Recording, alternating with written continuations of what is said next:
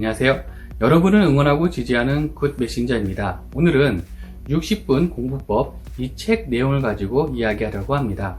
직장인이 공부할 시간 확보하는 거 결코 쉽지 않죠. 공부한 시간을 확보했다 하더라도 이것을 꾸준히 유지하는 것은 더욱 어렵습니다. 학생이나 전업 수험생과는 달리 업무가 주요 일이고 공부는 부가적인 일이기 때문입니다. 그래서 연초에 많은 직장인들이 자격증을 따려고 계획을 세워놓고 처음에는 잘 지키다가 업무 때문에 혹은 이런저런 일 때문에 공부 못하는 날이 쌓이게 되죠. 세워놨던 공부 계획은 이제 엉망이 되고 시간은 정말 빨리 흘러서 어느덧 시험 날짜가 코앞에 다가오게 됩니다.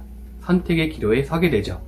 이번 시험은 포기하고 다음번에 잘할 것인가 혹은 경험 삼아 그냥 볼 것인가, 이런 악순환이 반복하게 됩니다. 이 책의 저자 또한 마찬가지입니다. 비록 일본인 저자이긴 하지만 평범한 직장 생활을 하면서 자격증 시험 준비를 하다가 계속 실패하게 됩니다. 어떻게 하면 합격을 할 수 있을까 고민하다가 발견한 것이 이제 60분 공부법이고요.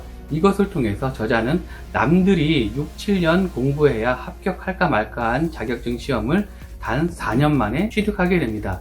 뿐만 아니라 연속으로 합격률 10% 미만의 아주 난이도 있는 시험을 합격을 하게 돼서 공부의 신으로 불리우게 되고, 저자 자신의 이 노하우를 강연을 통해서 또한 이 책을 통해서 전파를 하고 있습니다.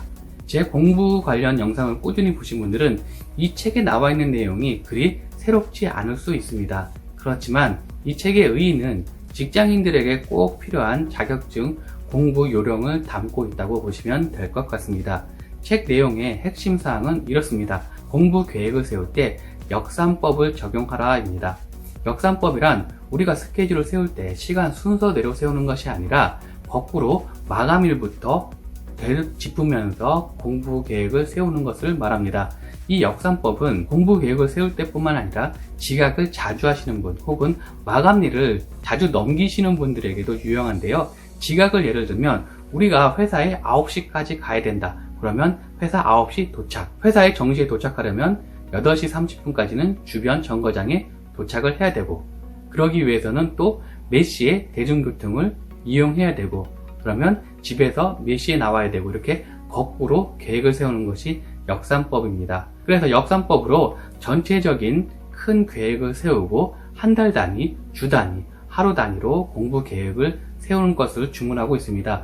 왜냐하면 앞서 말씀드렸지만 직장인은 공부 시간 확보하는 것도 쉽지 않지만 이것을 꾸준히 유지하는 것도 굉장히 어렵기 때문입니다. 두 가지가 꼭 지켜졌을 때 합격 확률이 높아지기 때문에 반드시 계획을 세울 것을 주문하고 있습니다.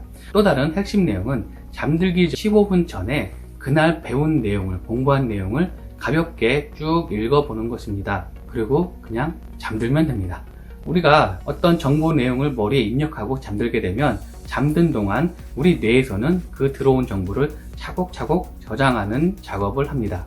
그래서 기억이 더 잘 되는데요.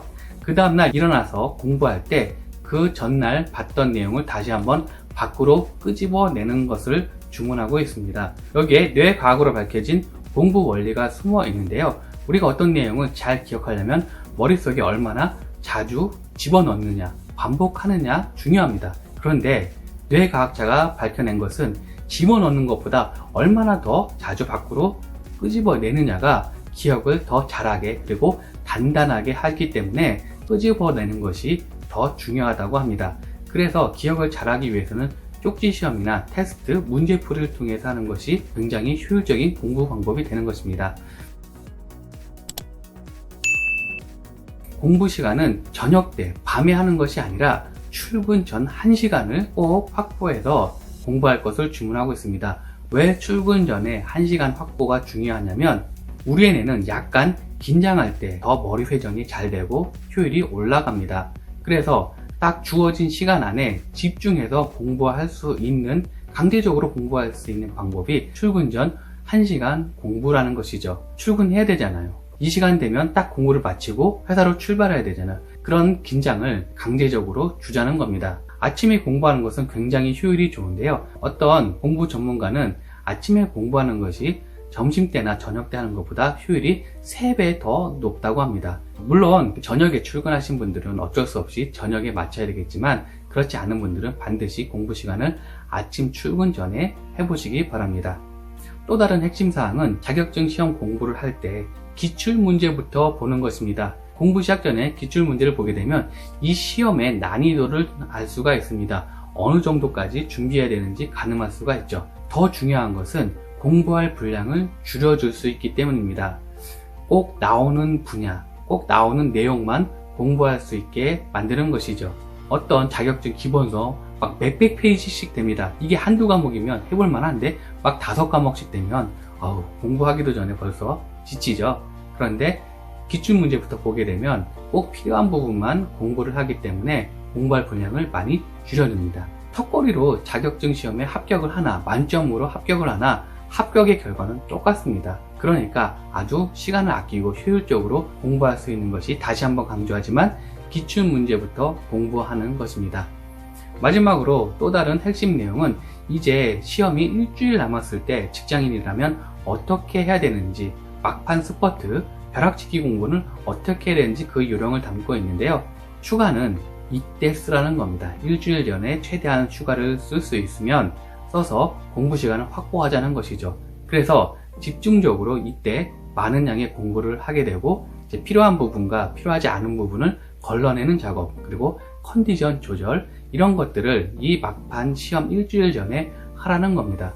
정말로 직장인들에게 꼭 필요한 공부 요령을 이 책에서 담고 있습니다.